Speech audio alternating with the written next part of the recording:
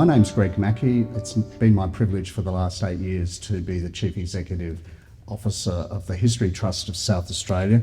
I want to start by acknowledging that we're here on Kaurna country, always was, always will be Kaurna country.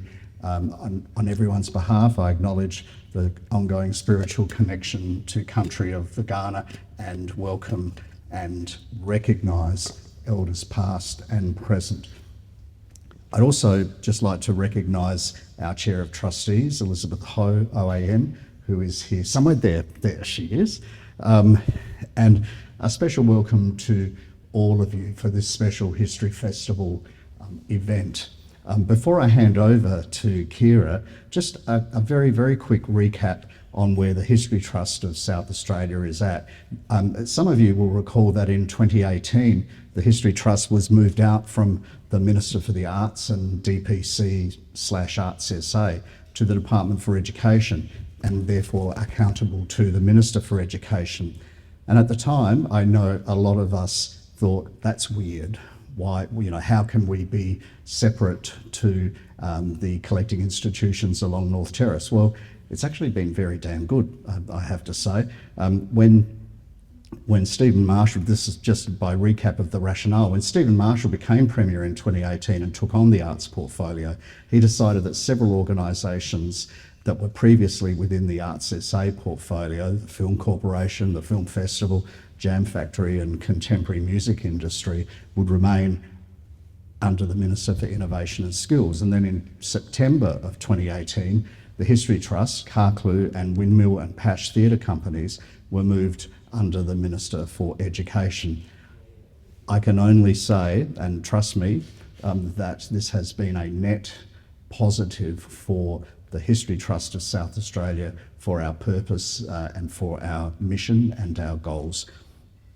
The reality, and I think that probably I'm in good company, I know I'm in good company here, the reality is that history is in crisis in our universities and in our classrooms. We knew this to be the case, and that it was proven in a 2023 study commissioned by the Australian Historical Association, which produced alarming statistics that proved the decline in teaching in our universities. So if you think back to the early 1970s, those of us who are old enough to remember, there were approximately 400 historians employed in Australian universities, and the number probably peaked at about 450 following the Dawkins-inspired mergers of universities and CAEs in the mid to late 80s. In 2016, there was one academic historian for every 70,000 to 75,000 students.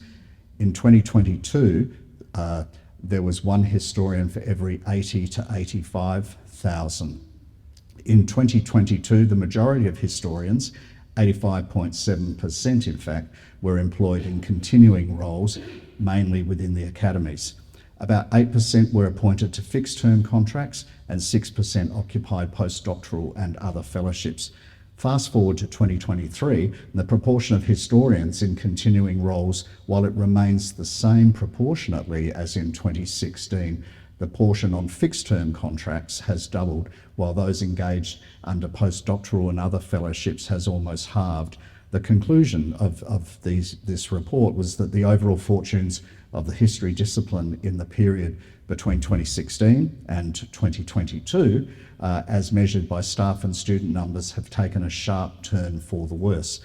This is what you might call, for us, a burning platform, and made all the worse by the results of another study that shows the decline in the proportion of teachers in schools who are teaching history with no undergraduate history training.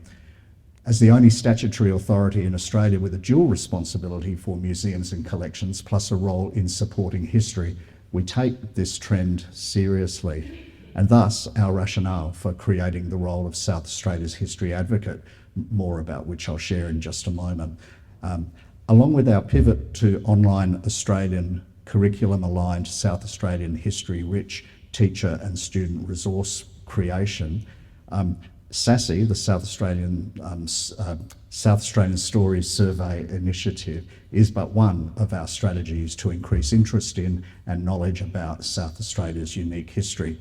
I hope that by now, all of you who are here today know of the History Trust's long-held ambition to see established AMOSA, the Adelaide Museum of South Australia's History. If you're yet to see our AMOSA website, please go to our History Trust website and navigate your way from there. In the context of the forthcoming 1836 to 2036 bicentenary of the proclamation of the province of South Australia and the need to attract government interest in investing in the next wave of historical endeavour, it is time for upping the volume of advocacy for South Australia's unique history. I will make my apologies now because I have to slip away before the conclusion of this event to get to another History Festival engagement. But now I really am delighted to introduce our colleague, Dr. Kira Lindsay. Kira is the inaugural South Australia's History Advocate. The role has drawn inspiration from the former role that was abolished over 20 years ago in the History Trust called the State Historian.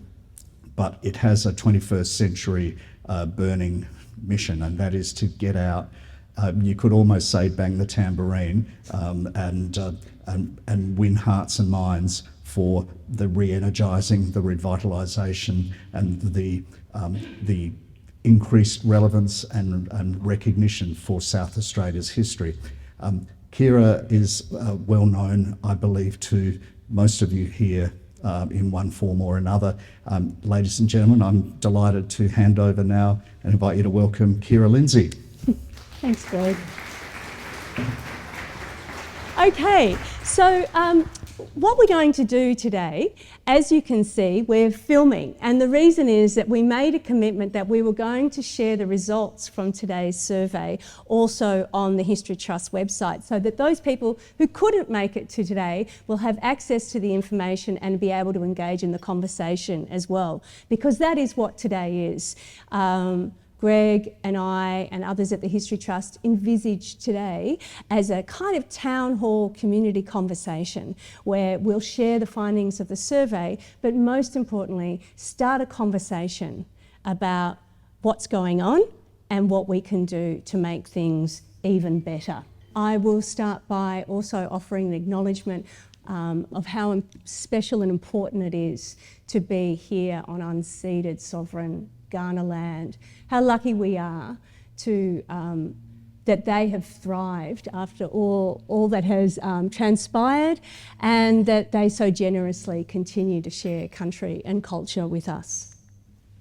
So today, my intentions are to start by thanking you for your support for the South Australian Stories Survey Initiative. This idea was really based on the premise that at the History Trust, we didn't really yet know how to do our advocacy piece because we didn't know what we didn't know. We needed to do a survey so that we could do that. So thank you, Heidi. So a big thanks to all of you who have come and to others who can't be here but have filled in the survey. And also to Heidi Ng, who worked as a consultant on this project, and to others from the History Trust who are here working behind the scenes to give you tea and coffee and make the tech work and share their support for this piece of real community public history. That's what today is all about. So the purpose of SASSi is to kickstart a conversation about where we are and where we want to go with our history community. There are so many strengths in the South Australian history community story, but there are also, as Greg alluded to, some very significant national and state concerns that are shaping the history context that I think we can only address successfully if we do so together. So SASSi was developed and conceived of and hopefully delivered as a piece of research-led advocacy that will help us shape the conversation and where we go to next. So it's about identifying strengths and development areas, cultivating collaboration across us all by connecting the dots, exploring potential priorities. So where do we need to focus on and how are we going to do it and what kind of resourcing do we need to do that, and then to start to think about determining our next steps together. Now, we're probably not going to get all of that done today, so one of the reasons that we have butcher's paper over there and you've been given your post-it notes is for you to start to contribute to the conversation that way and let us know if you'd like to continue in the conversation. The point is, as Helen Keller, another advocate, so beautifully said, alone we can do so little, but together we can do so much. And I believe that something like the History Festival shows us what happens, the magic that happens in the exchange of stories and sources and ideas when we do come together. And today, I hope, will be an opportunity for us to do so even more. But I want to start with a little conversation, a little story that is quite close to my heart. And it's a story, I think, that it tells a little bit about where we are as a history community too. It's a story of two stonemasons, and the first stonemason is asked what he thinks of his job. And he says, "Are you kidding? I've been working at this job for some 40 years. My hands are ruined, my back is broken, I never get paid enough money for what I'm doing, and this stupid building won't even be finished by the time I die. I hate it." The second stonemason is asked the same question, and she looks up, wipes the sweat from her brow and says, "Are you kidding? I'm building a cathedral." To me, this is a story about us needing to look up from the small stones that we're all chipping away at and to remember that we are building a cathedral together. A cathedral of memory making, of meaning making, a place that is sacred, a place where we can dwell upon the mysterious, where we can pass on understandings that ground ourselves and future generations in place and time. There is continuity here. There is something very sacred, but also very secular in what we do. So SASSi, in a sense, is an invitation for us to look up and remember that we're building a cathedral together, that the stones that we're chipping away on are part of that bigger piece, so that we might create something filled with light and filled with possibilities. So today what I'm going to do is talk, unfortunately without too much interruption, I hope, for about 30-40 minutes to share the findings from the survey. We've given you the post-it notes so we can have a very rich conversation at the end of the talk for about 30 to 35 minutes, but we want to film it, so we'd ask you to write down any questions you have, any suggestions you have, and then we can bring those to the table in the conversation at the end. And that will help me, it'll help our editor co-produce this, put what he's doing in post-production rather. So I'm going to talk about the why and the how of SASSi, what we found in the survey, and then ask some questions to you about what next. So your role, write down on your post-it notes questions and suggestions. And then when we get to the conversation part of the time together, we'll talk about strengths and weaknesses in the history community, opportunities and threats, potential priorities for us, resourcing suggestions, and you can share your contact details if you want to be involved in the next stage. So there's my address details as well for you to write down, and I'll be showing that again at the end. So I want to start with a caveat that SASSi is a pilot. It's not a fully blown project. It was an attempt, in a sense, to put the boat out on the water to find out what was going on. As a pilot, it is a small-scale preliminary experiment that is designed to check out the feasibility and effectiveness of and to scope for potential outcomes. It's a testing of ideas and identifying unforeseen challenges. So this is a piece of research. I think it's a rich piece of research, but we've learnt things along the way of doing that. And I think what we'll see today is one of the questions that we might explore together is whether or not we should take this pilot on and do more with it. You know, is this something that we're really interested in? So, you know, in order for a pilot to be successful, it involves a lot of monitoring, evaluation and feedback, which is why you're here today. And then the other piece is careful analysis of the results to determine those next steps. And again, I think that's what we're doing here today. Of course, Heidi and I and Greg have already done some of that, and so we're sharing what we've found. So we did it partly because of that Donald Rumsfeldian dilemma, as it's known.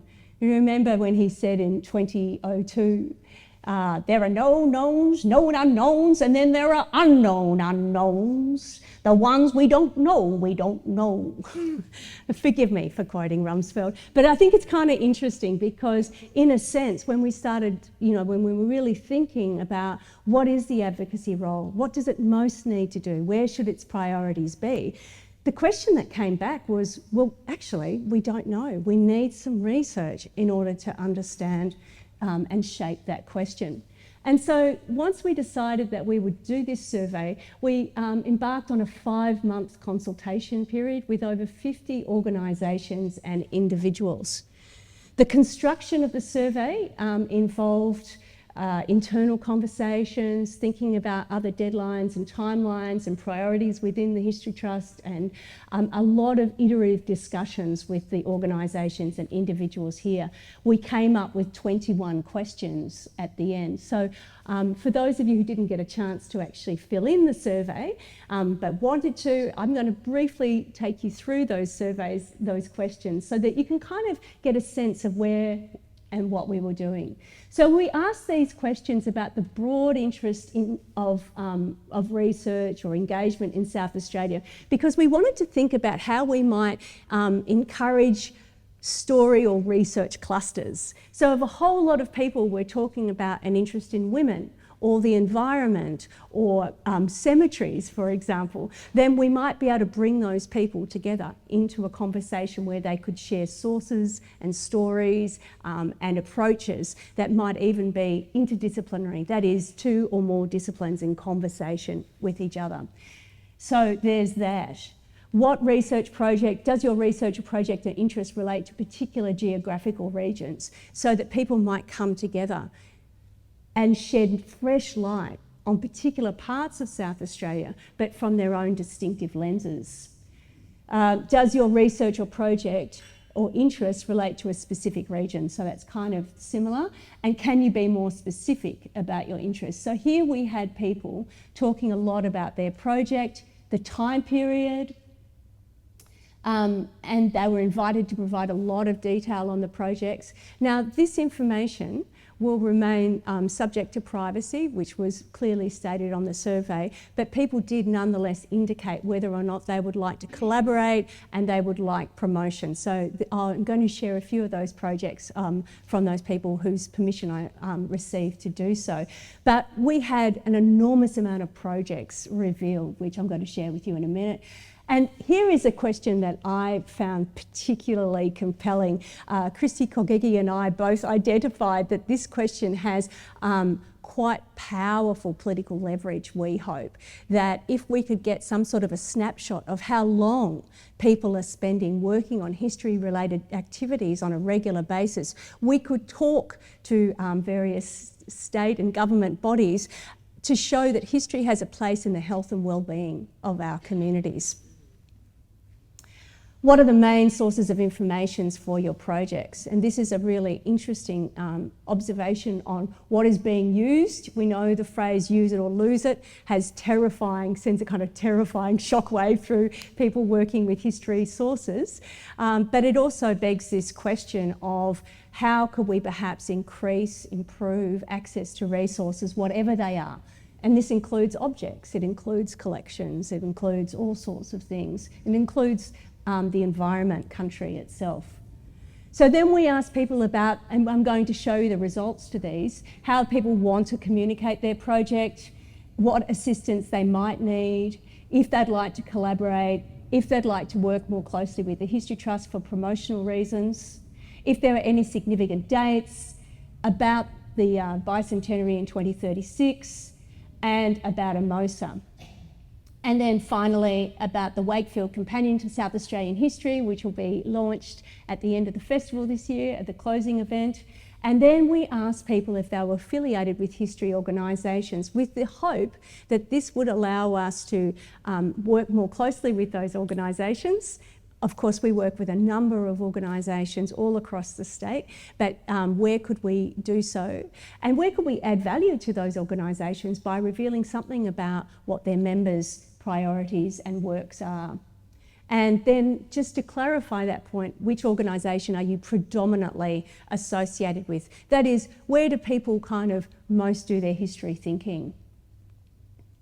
Now, then we asked people about the terms that they most identify with: history enthusiast, expert, creative, etc., etc. And then we talked about privacy. We asked where people came from. This was all supported by quite an energetic communication campaign, which many of you have been on the receiving end of, so thanks for your receptivity to that. There were 2 videos produced to explain what SASSi was about. There was a lot of organisation, a lot of community organisations sent SASSi details out through their newsletters and emails. We sent it out to just under 3,000 through our electronic mailing lists. I think this is extraordinarily positive. We had, just in March, we had just under 2,000 hits to our website. So from that 2,680 emails, we had, close to 2,000 responses of people clicking through. And that's high engagement, I think, for this kind of communication.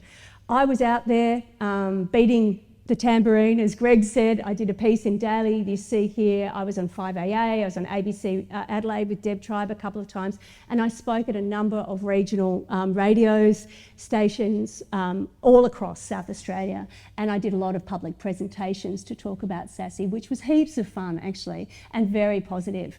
So what happened? What did we get out of this? This is what you've come here for. So bearing in mind again that this is a pilot study, we had 259 people who finished the survey response. So it's about a 10% turnaround to that website engagement, a bit more than that. Actually, we had quite a few more people who had some difficulty filling in the survey or didn't find out till later. So I think, realistically, there were probably about 300 people who wanted to tell us about their projects but had some sort of obstacle to that.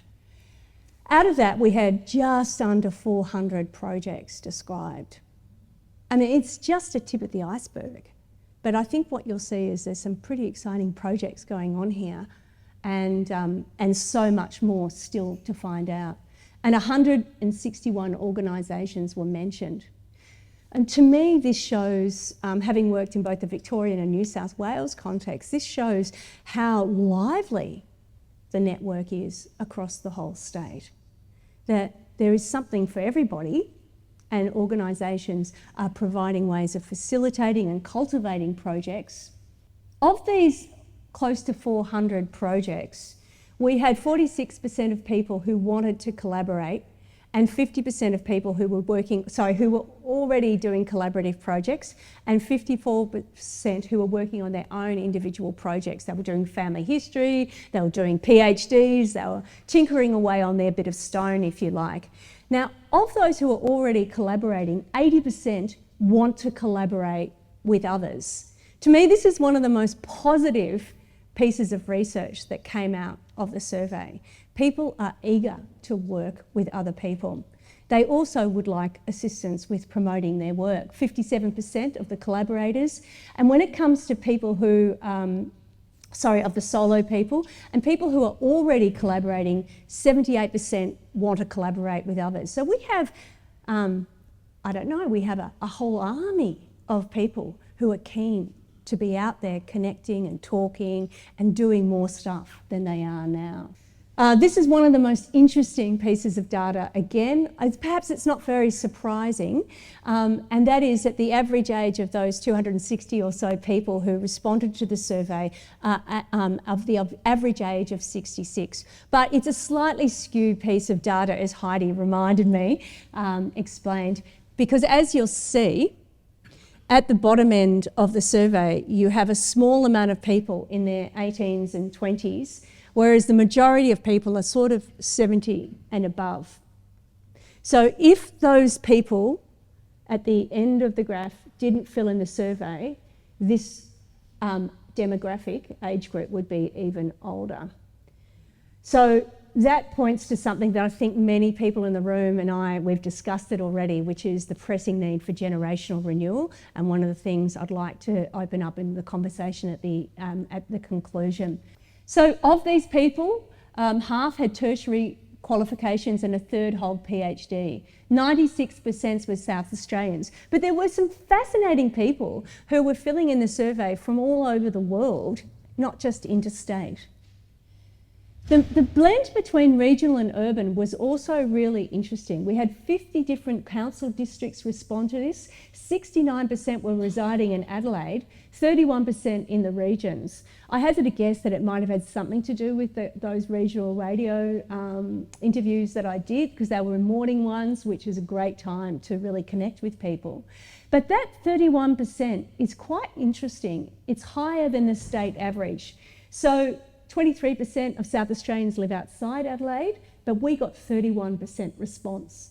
And that reveals, I think, it reveals a few things. Let's not go too far, make too many conclusions. It reveals that we got a high regional take-up, but perhaps one thing that we might read from that the regions are hungry to participate in these kind of broader conversations, to connect the dots and to collaborate. So the broad areas of interest, I think we can thank GNSA for the fact that family history comes storming ahead as the top area of research. But to me, I find this very compelling. Once upon a time, perhaps 2 decades ago, academics had a tendency, historians had a tendency to sniff at family historians, and people working in the records. I've heard family historians say that they were often told to take a ticket and wait until the real historians had done their job. But I think this has changed. We now know that family historians have they have their own unique methodology for the work they do. They engage with the sources carefully. Perhaps sometimes, and I think I've heard family historians say that, they would benefit, they would welcome a broader sense of the scholarly and historical context to bring their research alive. But family historians are a very powerful demographic. They're also a powerful industry. So local history, social history, and on it goes. But I think it's quite interesting to see that given that demographic age group, the average, that we've got a strong interest in women, museums, First Nation and culture and migration, even in those demographics. So when we look at where the main sources of information were for the project, and we combine this with that question about affiliation of organisations, we came up with the fact that these were the organisations, and of those, that's the top priority. So these are the people who predominantly, these were the organisations who were in a sense most present or are most part of these people's research lives. There's a lot of data in here, and I think in our conversation we'll be able to unpack this a little bit more, but I also recognise that we've been spending a bit of time with this data since the survey closed in April, so it might be that we need to have quite a few conversations, a little bit of filtering down time to think about this as well. So how do people identify themselves? I find this really fascinating. So the largest groups there think of themselves as enthusiasts. Enthusiasm is such a fantastic Greek word. It comes from the idea of in, and theos, God. Sorry to throw that in, but I love it because it's sort of like the enthusiasm wells up like a spirit of joy. And I like to think that there are all these history enthusiasts across the state welling up with joy about the work that they're doing. Volunteers were also strongly present in this. People who call themselves other. I'm not sure why we included that category, it's not very helpful, but that's another lesson for the pilot.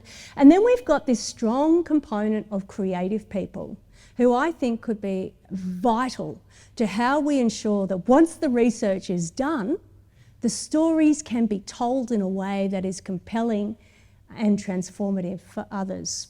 And then we have the educators, the GLAM, the academics, the professional historians and heritage practitioners all present, but ideally I think that if we were to do SASSi again, I'd be targeting those groups for even greater engagement, because if we're going to, if we could imagine a world where we bring people together around these topics, the academic historians could bring their research skills, their ability to get large funding. They could work with family and local historians. They could work with creatives to turn these potential projects into something that has a life of its own. For me, I imagine this as story circles that then become story spirals. And as they spiral into the national narrative to ensure that the South Australian story, so often neglected in national curriculum and national stories, actually we get that story in there.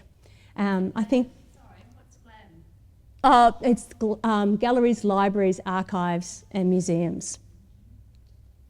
So here are some of the quotes that came out of the survey when we asked people to tell us a little bit more about themselves.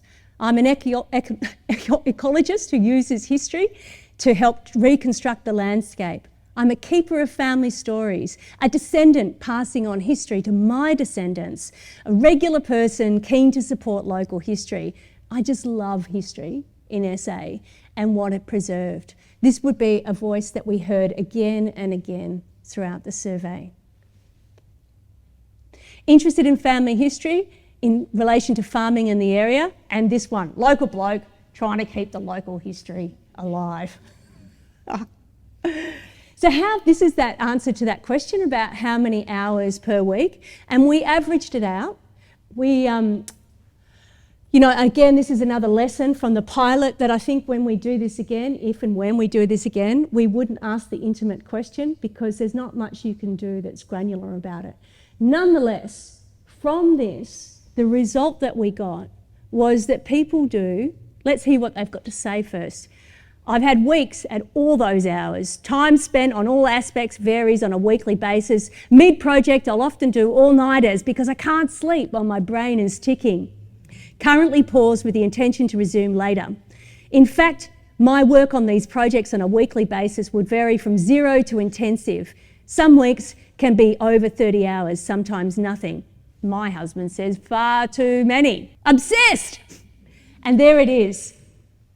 15 hours per week is what the average amount of hours is. So that is a little more than 2 days a week. Now we would need a bigger data pool potentially to, I can see great value in a bigger data pool around this, but as a conversation starter, it's nonetheless compelling, I think, as a way of saying, well, when we think about what history means to our communities, to the health and well-being of our communities, 2 days a week, it's quite significant across these people who are describing themselves as enthusiasts, volunteers, as well as in the other areas. So, where were people most interested in terms of the temporal question that sometimes seems to concern historians? A strong focus in the 19th century, surprise, surprise, the 20th century as well. But I love these other ones, this interest in the deep history and the pre-colonial history. These suggest to me that we've got a more magisterial sweep in the way that we could tell our stories here in South Australia if we start connecting the dots a little more. So again, some of these frames, I get this one, my brain lives in the 1880s mostly. Emigration, First World War, 1880s, 1960s, early settlement, Indigenous issues, pre-Cambrian, Cambrian and early colonial, etc., etc. So the dates answered question. Now this was quite complicated, but you can see that there were a lot of commemorative days that related to individuals, families, buildings, institutions, organisations, towns and regions, 54 upcoming and lots of history festival events. So there was a strong focus on wanting to collaborate with us at the History Trust, which is great, but also with other organisations. And I think it's important to keep this piece front of mind, that the History Trust wants to work with all these other organisations and individuals. We need to be doing what we do together. History is not highly resourced by various official sources. So we do need to be in collaboration, and there's an appetite for that. So now I just want to spend a little bit of time sharing some of the projects that came up, where they came from. So this is where people from the survey are focusing their research attention. The largest area, the next block, the third block, and then finally. And that just talks to the 260 so people, the 400 projects. So we don't know quite what we're seeing here. And it could talk also to my radio engagement, but it could also talk to the how active and engaged the different history organisations were to get the survey out. What is the nature of the assistance that people sought? So most people, there was a very strong need for assistance with volunteers, with publishing, with information on funding, with digitisation. So this is what people said they needed around the assistance with volunteers. They need help putting up displays, with transcriptions, with tradies finishing off things, with editing and proofreads, with collecting oral histories, digitising, event planning, assistance building displays. There's quite a deep need for assistance from volunteers. And I think volunteers has to be one of our priority areas. The second one was on this generational renewal, and I find some of these voices quite moving. Where should all my research go? Time is gradually running out for me. I could do with some other assistance. I think often about the way that First Nations people respect and listen to their elders, that there are rituals in place to ensure that younger generations listen and learn and are there to receive the legacy of their elders. I think, we could take a few lessons out of that book and pick up some of those skills. I find it incredibly moving when I'm out on community visits in the regions. Some of these people who have been holding that history torch for decades have done such extraordinary work. But what is going to happen to that work? I hate to think that those museums might close, that there'll be all that collective knowledge, all that deep, rich knowledge of the region, of the collections that might not be handed on. So I think that's what we're seeing in the survey as well. So here's the question about sources, which I think some of the organisation reps in the room will find really interesting. And you can see that the archives are very strong. Of course, Trove, which we saved just last year or the year before, and all those other collections. And Heidi created this lovely kind of cloud here to give you a sense of what that looks like. I'm very interested in this also because I think that as we increase access to our sources, that we can make this even more populated. So how do people want to communicate their projects?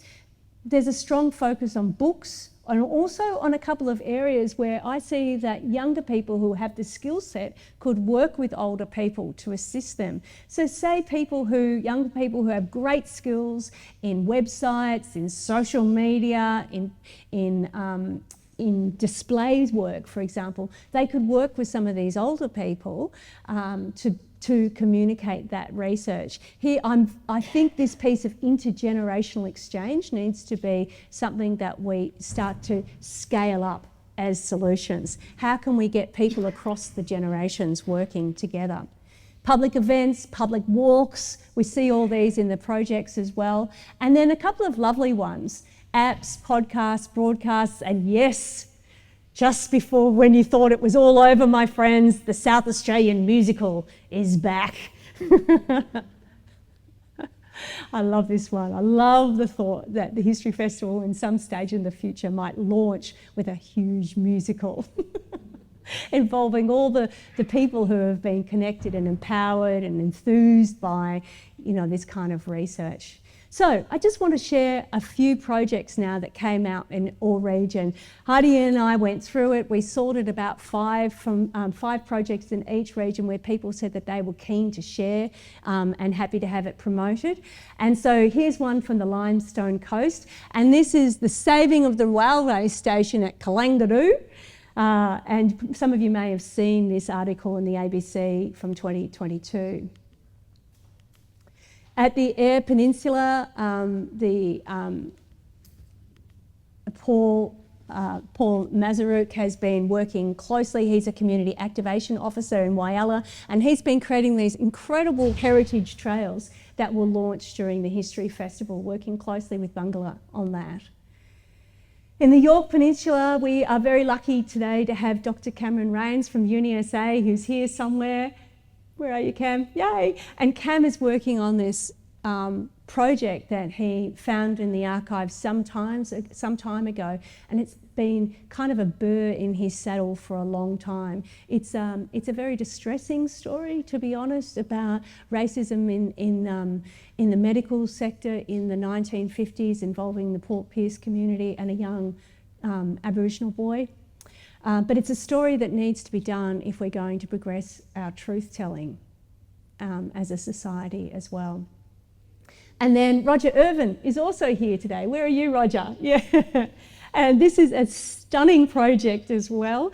In 2013, Roger's uncle died, and he inherited some boxes, and in those boxes were these Kodachrome photographs that Roger's uncle had taken of his farm life around the Gordon line in the 1940s. Now, Roger's uncle was one of the first to use this new medium of Kodachrome, and which you could really only get from Kodak in Melbourne, and he started using this, and he's taken these beautiful images of day-to-day farm life from the 1940s in regional South Australia. And so this is just one of these images, but I think it captures something of the intimacy of how we can tell our stories from that time. And then Amanda Wells is also here. Where are you, Amanda? There you are. Amanda is working on a PhD set in the Riverland areas, and this is about an environmental and more than human history of citrus growing in the Riverland. So it's her PhD, but it comes from her own grandfather's story as well, so as an orchardist. And I think, again, we see how family history just opens so many doors, so many portals into the past.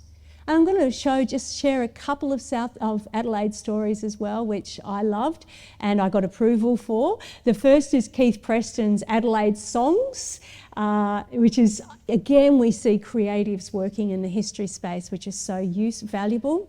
Then this project, which is called Heimat Adelaide, which is about German presence in Adelaide in the late 1870s. So Benjamin Hollister's been working on this.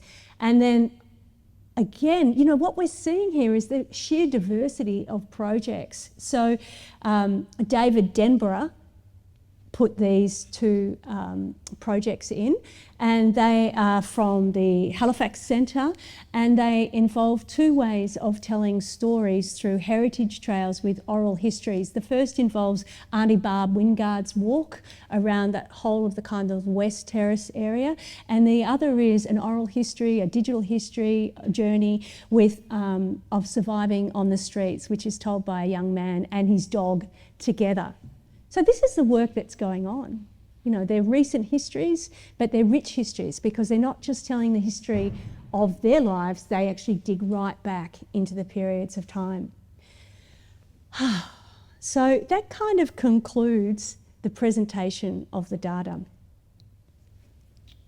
And what I'd like to do now is open up the floor for discussion to talk about where we see the strengths and weaknesses, or areas for improvement. I prefer that to the phrase weaknesses, the opportunities and threats. Where we might start to think about how we could triage change together. And to do that, I've suggested that we might think about the dire, the urgent, the doable, and examples of excellence in our history community. I put the word dire in because I regularly receive emails now from historical societies, for example, telling me that they've closed or they've needed to come together and merge with another one because their membership is falling off. And I think it is fair enough to say that there are moments, there are places and times where things are coming to an end.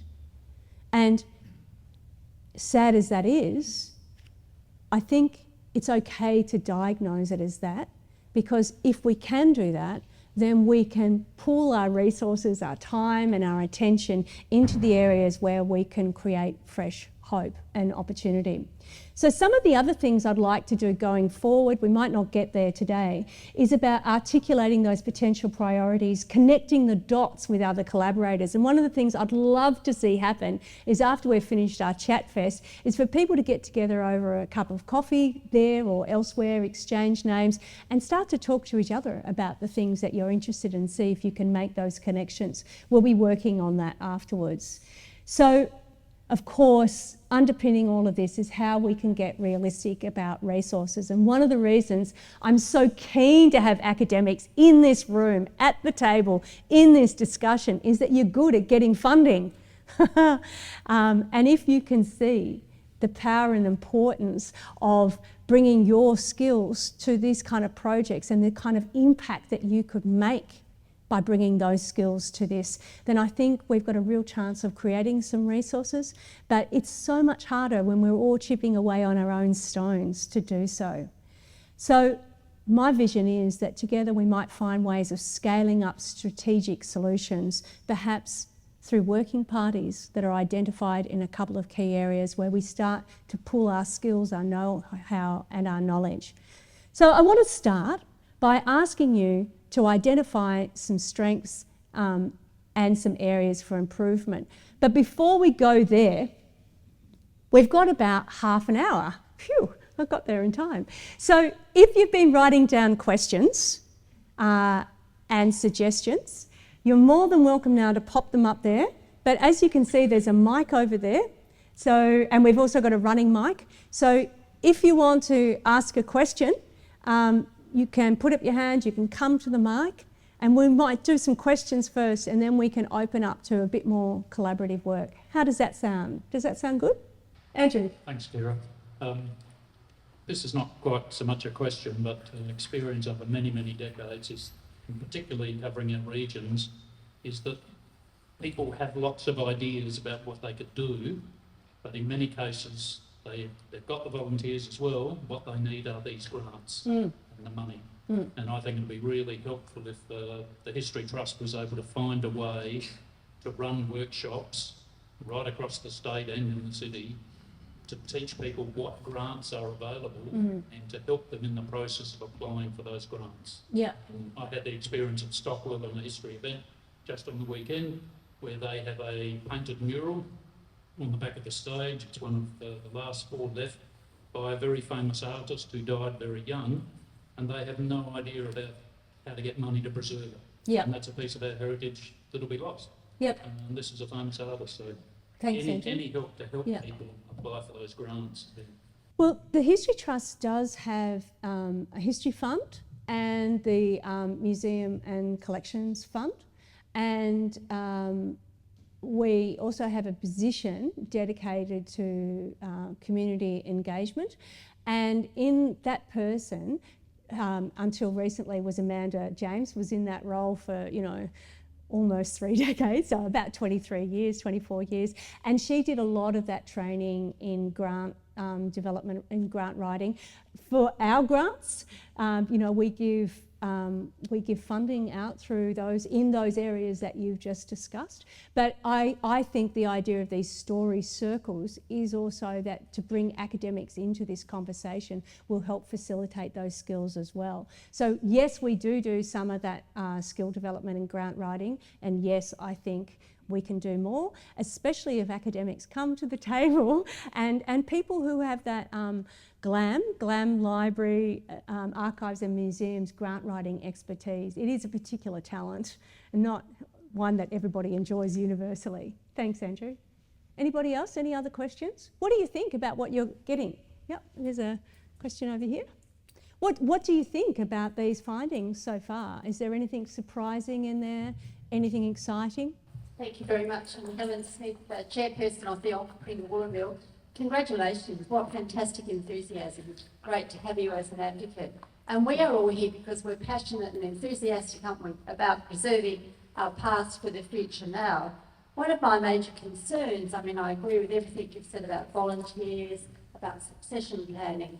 One of the major concerns is continuing to have a voice in our political agenda, which is exactly what you do. Because I think at the moment we seem to have a government, if I could say, who sees everything as heritage as an opportunity for a developer. Now I'm being a bit sarcastic, but that is a reality. We look at what's just happened with the police barracks, just to name one thing.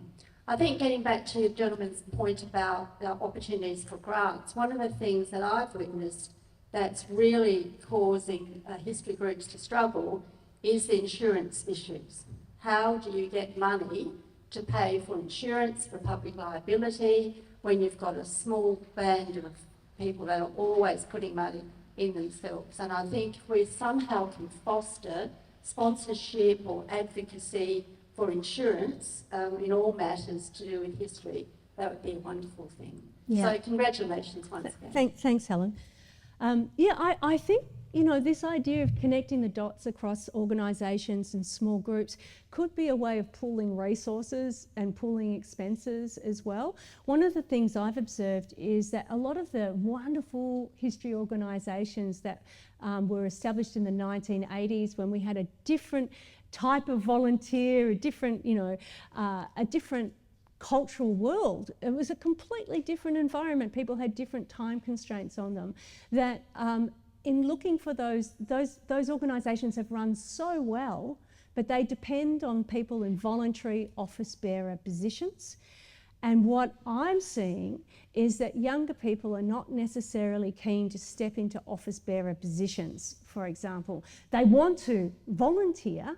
They want to volunteer often on discrete projects where they can acquire skills, where they can achieve something, and then they can move on and contribute and do something else. They're looking for work experience, they're looking for discrete opportunities for volunteerism. And that suggests to me that we need to do a little rethinking about the way we run our organisations, what we want our volunteers to do, how we recruit younger people, what kind of, you know, to use the phrase, gateway drugs, what history gateway drugs we can use to bring younger people in that don't freak them out. You know, being tapped on the shoulder for a voluntary office bearing position, I think is too much, but asking somebody to come along and help with a website for a heritage project where they're going to develop skills, etc. I think that could be more of an ask. And maybe there's a way of even working.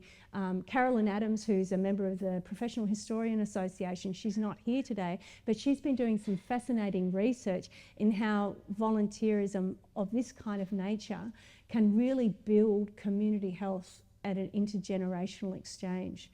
So if I'm thinking about something that we could do together when we walk away from this, one of the individual things that I can do, I think of often is, can you think of somebody who's a decade or so younger than you that you can build a rapport with, that you can start to make the person that you want to hand on some of your legacy with? And can we think also about how we might want to change our organisations, open up, rethink our organisations to create different access points for volunteers and younger people?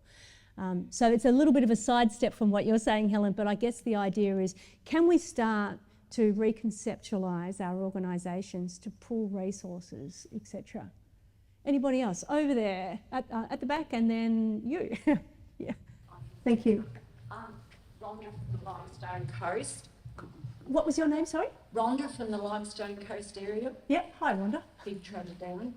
So good to have you here. Yeah, that's okay. I'm listening to you asking for younger ones. What age group are you really thinking about? Yeah. Is this pre-60? 65 years of age, because in our small area, all our younger people who would like to be involved have actually still got jobs, Yeah. and they've got raising a family, and it's not easy in regional areas to be Yeah. able to, we've got all these other things to do. So what age group are you Yeah. actually talking about in bringing younger ones to our museums? Yeah, How does it work? it's a really good question, and you know, I don't have the answers, Rhonda, but I'm asking the questions and opening it up for discussion. I think we need to develop kind of models of. Okay, so for example, at Kimber, the historical group there has been working with the teacher at the local school, the teacher who runs the Year 9 school program. And for 40 years, as different Year 9 teachers have come and gone, they've trained up every Year 9 teacher, and then that teacher trains up their students to do a community history project. And the Year 9 kids, they then go out and they do either transcribed interviews or oral history interviews.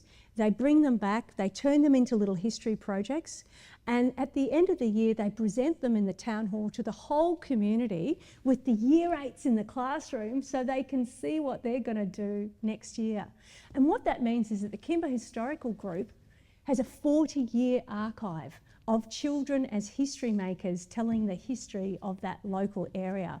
So if we could scale up something like that, where all of our communities, or so many of our communities, work with the teachers to do these projects, and I know a lot of communities already do this, but if we were to turn this into a kind of statewide project, you'd be creating a pipeline. What I think we need are pipelines. You know, we know from Greg's description that the pipeline from the university to history teachers to the school is not as it needs to be. So can we create other pipelines? I think that's one way of doing it, is to create school programs, because I agree with you. I think people who, the role of people in their 30s, 40s and 50s is to be working professional jobs.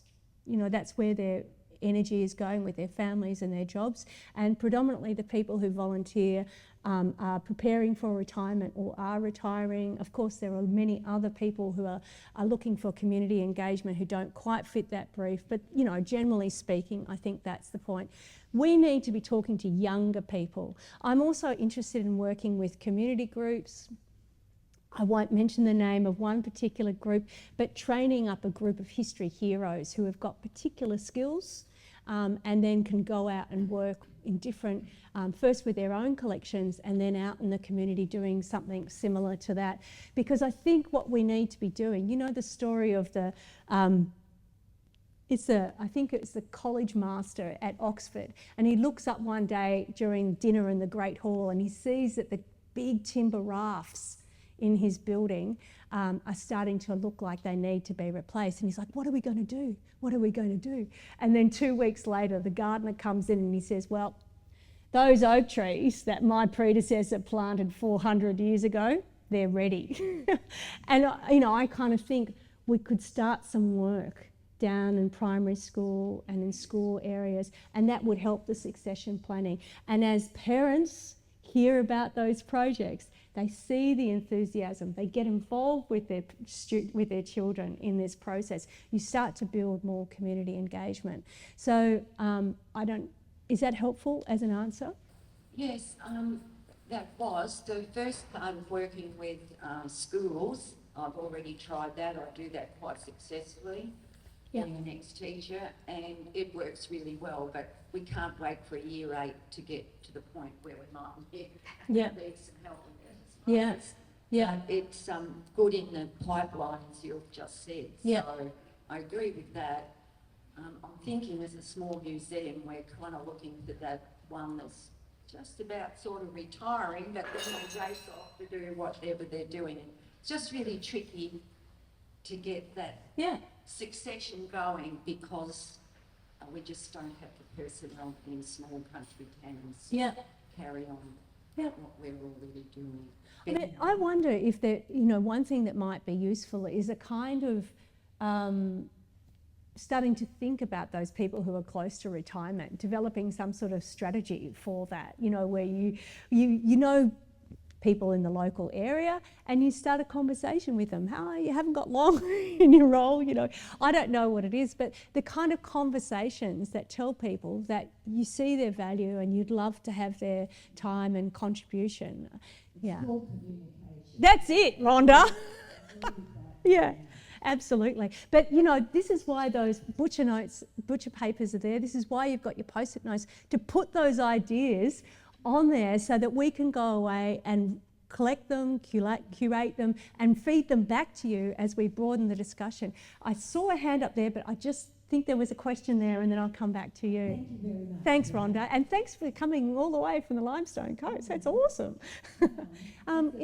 There's a woman here who needs... Thank you. Thanks for doing that.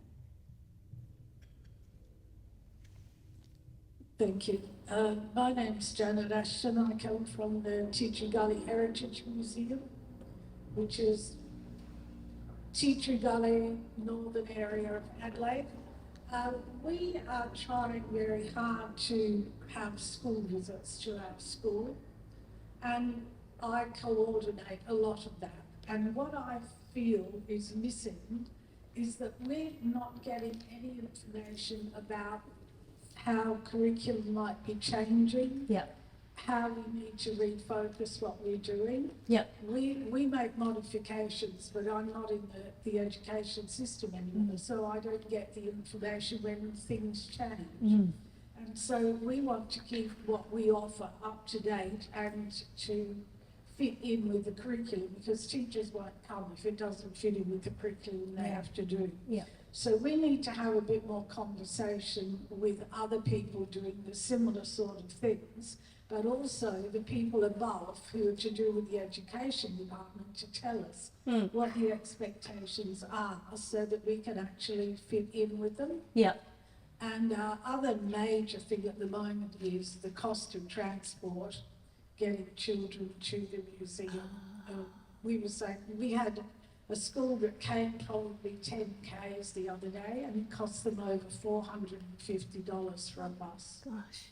So that is cutting out the Okay. fact that kids can actually get to see what we've got to offer. Thank you. Was it Jan? Is it? Janet. Janet, thanks for that. The first thing I would say about the education piece is that given that the History Trust sits within the Education Department, as Greg mentioned earlier, we have a very dedicated team who has been developing education materials to support the education curriculum.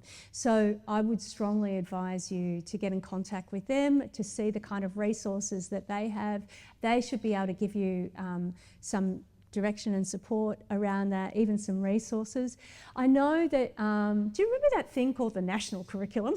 Do you remember that conversation? It seems to sort of, where's it gone?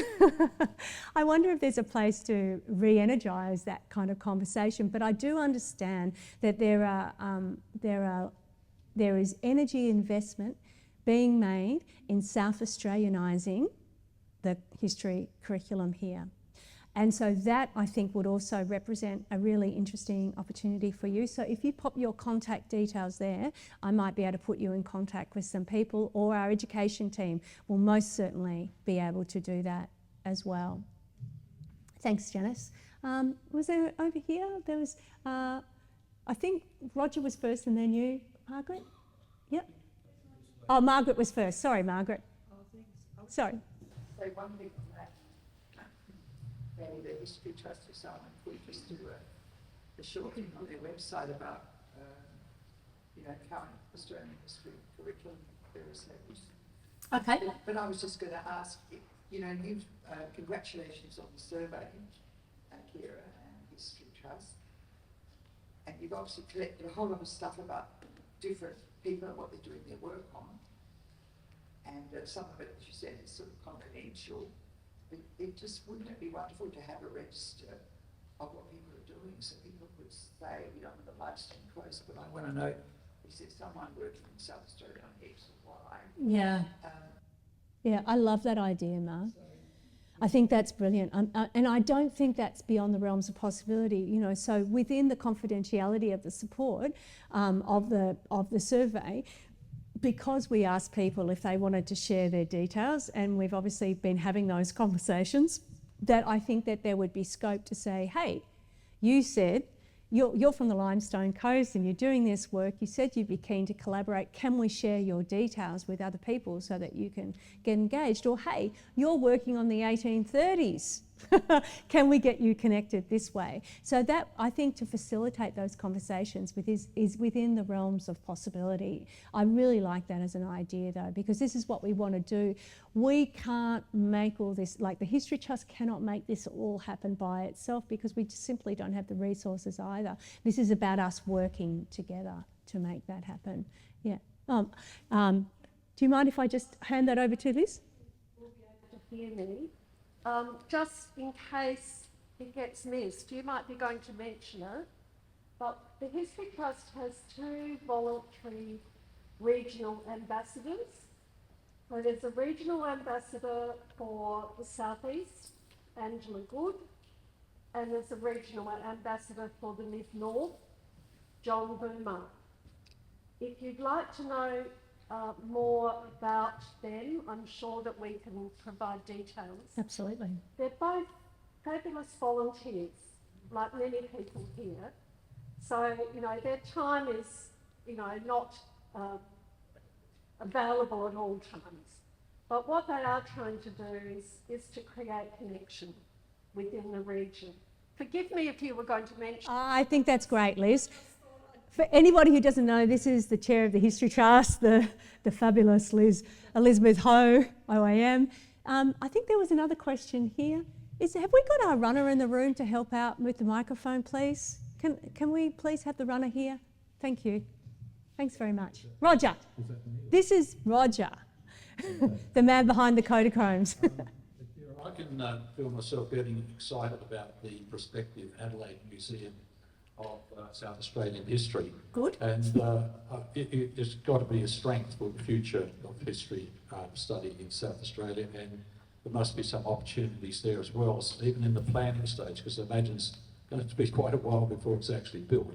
But, you know, perhaps just encourage the idea of the developers of that project to think about involvement and collaboration with researchers and research groups out in the community. Yeah. Yeah, no, it's a good point. Thank you for bringing up AMOSA, Roger, because the point is that AMOSA is a dream that has been deep in the DNA of the History Trust since its inception. But AMOSA will only happen, as our government officials who we've been liaising with on this, if they hear loud and proud from the people of South Australia that this is what we want. Museums matter in South Australia, as we well know, but I don't think our state government is aware of how much they matter to us. So if you want AMOSA to happen, bang the drum, ring the tambourine, tell your members of parliament, your local councils, write letters to newspapers, etc., etc. We need your advocacy. This is one piece that can't really come from the history advocate because of my role. It has to come from you. This is where public pressure for a vision to make it real. It starts with you. So right back at you, Roger. Okay, there's lots of questions happening now. There's one at the back. The woman there has had her hand up for a while. So, and then I think there was one there, and then back to you, Helen. And yes, I saw you too. Yeah. Hello. Hello, thank you. I'm Helen Hennessy from Gawler. I'd just like to thank the History Trust in particular, but there are many other organisations represented in this room, for making sure that regional people can be involved in history. As we all know, South Australia is a very city-centric state, but lots of organisations, and the History Trust is demonstrating it today, are recording these sessions, so somebody sitting in Cooper PD can be involved in history and can get access to the resources that are available online. I think that's one of the reasons you've got a high It's possibly one of the reasons you've got a high response from the regional areas. So I just encourage that to continue and to people to think, don't ask people to drive kilometres and kilometres to do something on North Terrace in the city. Think about how you can reach out and provide a service to them. Yeah, no, good call, Helen. I love that, and I couldn't agree with you more. You want to tell the story of South Australia. You want to tell the whole story of South Australia, and the projects, the 400 projects or so, they tell that story. There are stories in the Flinders, in Cooper Pedy, they're all over the place, and it's the connecting of those stories that I think bring South Australia to life. So more regional, and the History Trust does share that commitment for regional stories, and you'll see that commitment growing over the next couple of years. Rebecca. Okay, Rebecca, and then Grace, and then Helen again. Dangerous. My name's Rebecca. I'm from the Barossa, and we've just had a Barossa History Fair a couple of weekends ago, and it was fabulous. We had about 40 different community organisations that contributed in some way, and I was just looking at your numbers with my calculator, and I think if you looked at the Barossa, I think there was maybe, and you divided it by 269, divided and made a percentage, I think that was about 41, would have been about 41 groups. So anyway, my question is kind of about data and also about audiences for history and museums, and I would love to see if there is some available. Who's visiting our museums, and also who's coming to our History Festival events, because I just think that that would be great for planning. We've got so many events that have happened over History Month. I think it's like fabulous, but who's coming to those events? And that's like for next year and for like not just May, but outside of May, just so that we have a little bit of an idea about, I guess, who the consumer is, because if we start to look at making things alive, not just preserving, but making them alive, we kind of need to know who we're talking to. Yeah, no, that's a really great question, Rebecca.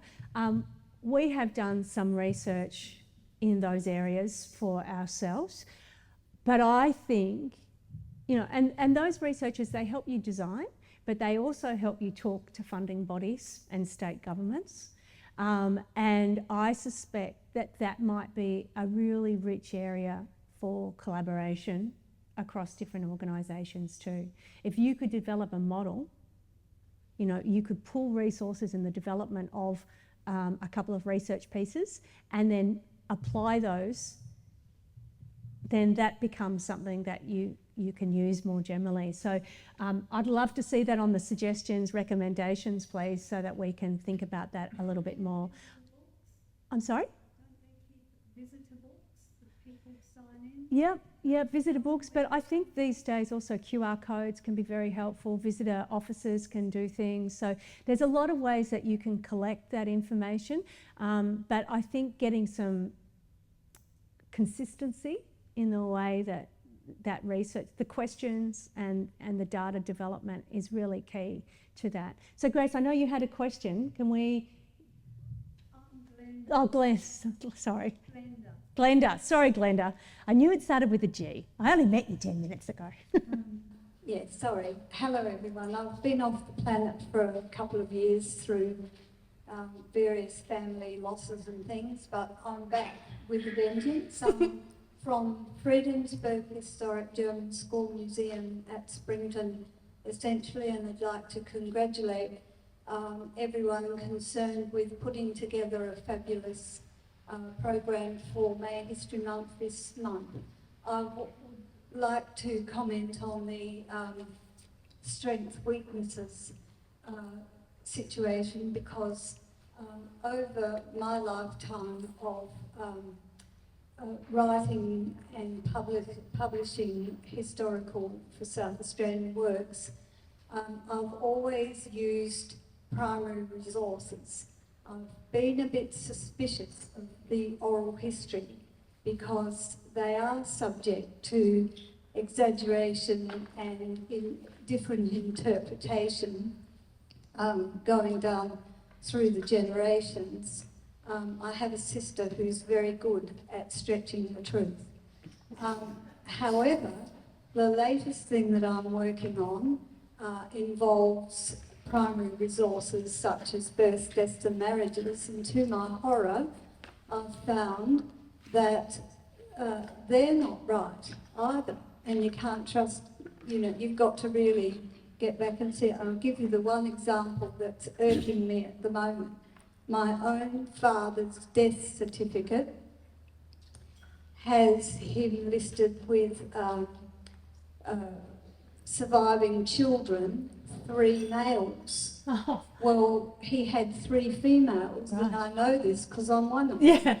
Glenda, can I ask you to, because we're time poor here, Yeah. can I ask you to focus on the question?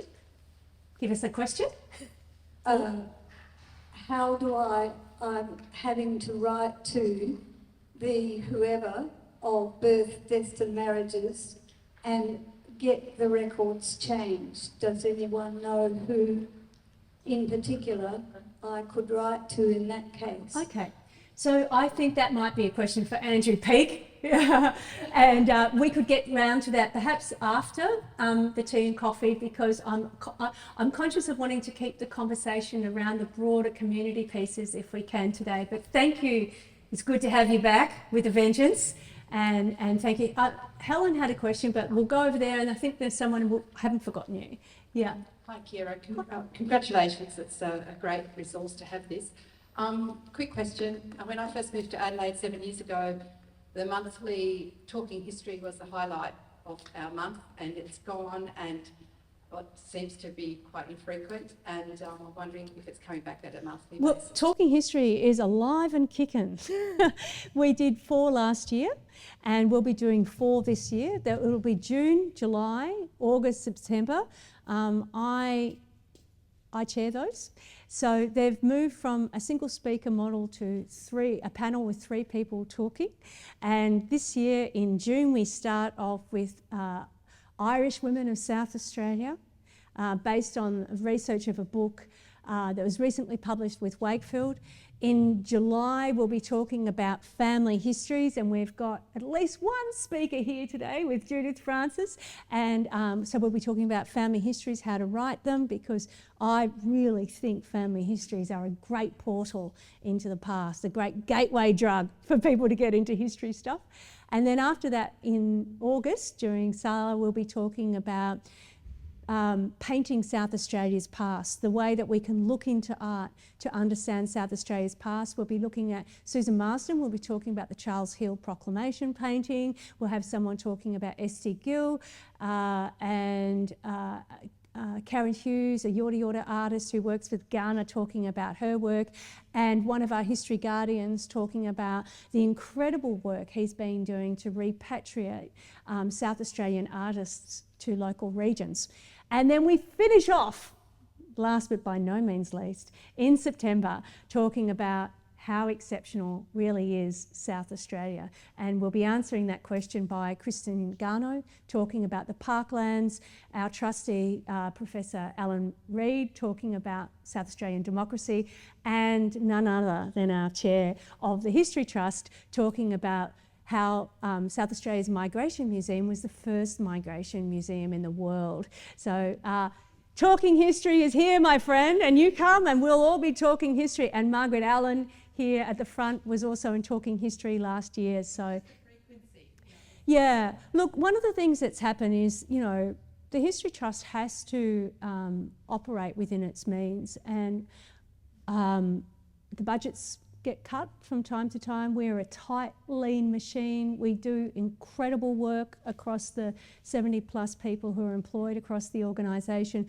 but with a massive history festival, with other, with Beta Birdwood, with other events and activities, with the education program, with digital transformation, there's only so much that our team can do. So to run that program more regularly, we'd need more funding. So bring in the money to us and we'll run it more often. But again, bang the drum, shake the tambourine, tell the state government that how valuable and important that we are, that we need more talking history, that we need a MOSA. It's the voice of the people that changes the present and the future. Power of the people. Now Helen and then Pauline. Thank you for allowing me just to make one final comment. As a consultant working for the Department of Prime Minister and Cabinet supporting women in regions, I'm really pleased to see women up there as one of our major issues. But as a solution or jumping to an opportunity, the Onkaparinga Wool Museum Group are a very small group of volunteers. We have 5 former mill workers as our group. Pauline's one of our members, not a mill worker, but a member as well. But we saw as an opportunity and a solution, because we do not have a venue, we do not have a museum, we only have a shed, we don't have a space in which to interpret our museum. So we saw as a solution and an opportunity. We applied for a grant through state government to have a mobile van. The mobile van is badged with pictures of the Onkaparinga Woolen Mill. We take that van to schools, to community centres, to seniors groups, to fairs, all around the district as much as we can. We thought we needed to take what we have, our collection, our precious collection. It's a touch and feel. We worked with TAFE. We did a computer-generated imaging program, which we show on the television. We have blankets, touch and feel things, and we have books to sell. So we are taking our collection to the community. Yeah. Notwithstanding, we need volunteers to help us do that. Yeah, so that was an opportunity and a solution, but it would not have happened if we didn't have the skills to apply for the grant and we didn't have the money from the state government. So we were pleased to get that happening. Brilliant. I think Helen's going to be a force to be reckoned with in these future discussions. But you can see that when we come together, when we stop just chipping on our own stones for a moment to look up and see the cathedral that we're working on, how valuable it is to share ideas and experiences. And if we can do this, to be pooling our resources, you know, both our noggins and our experiences and our ideas, we can give the past a future. But, you know, to be honest, if we don't do something, and I'm sorry to sound a little bit dire here, but despite the strength is to me that people do love their South Australian history. They love the work that they're doing. There is no doubt about it. This really matters. But the pipeline is broken.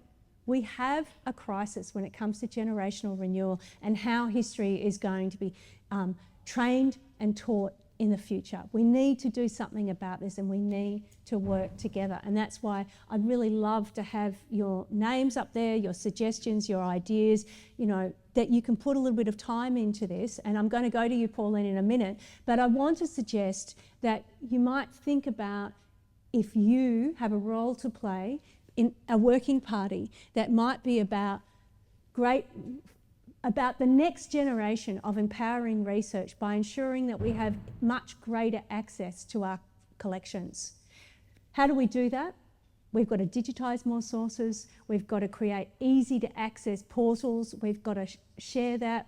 I think we've also got to create fellowships. I mean, in the State Library of New South Wales, they have fellowships for $20,000, $80,000 for their fellowships. They're big deals. Where's our research in this space? Where's our funding for this? There's no doubt that we need a working party on generational renewal and succession planning. There are little templates and PDF documents about how to do succession planning here and there that we can draw on, but I think we need to connect the dots, get some strategies and scalable solutions together. And then the last piece is this piece, it's the communications piece, right? It is, how do we communicate this piece? I think it has to involve creatives, SA Writing Centre, SA Film Corp, you know, local writers and filmmakers, etc., artists, to help us do this. My role is funded for about another 2 to 3 years. We don't know even what the future of the history advocate position will be, to be perfectly honest. There's another tambourine shake for you. Let's make the most of this time that we have together.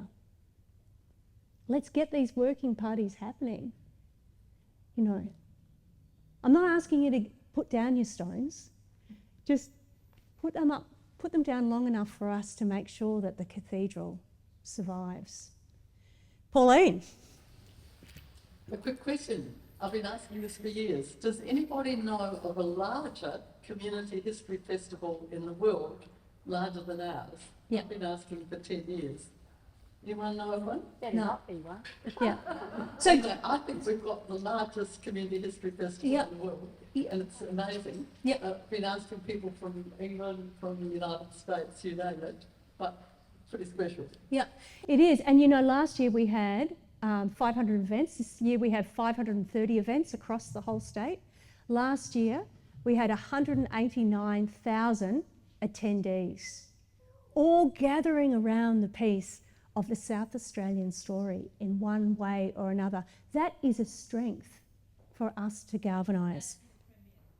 And so I want to leave you with this quote today as a way of saying thank you so much for coming along, for sharing your ideas. Please stick stuff on there that you've got as you're walking out the door, or stick around to have a cuppa and chat some more. Helen Keller, again, she's so beautiful. Optimism is the faith that leads to achievement. Nothing can be done without hope and confidence. Let's not just fix the pipelines, let's have that water flowing through so powerfully that this problem never happens again. Together. Thank you very much.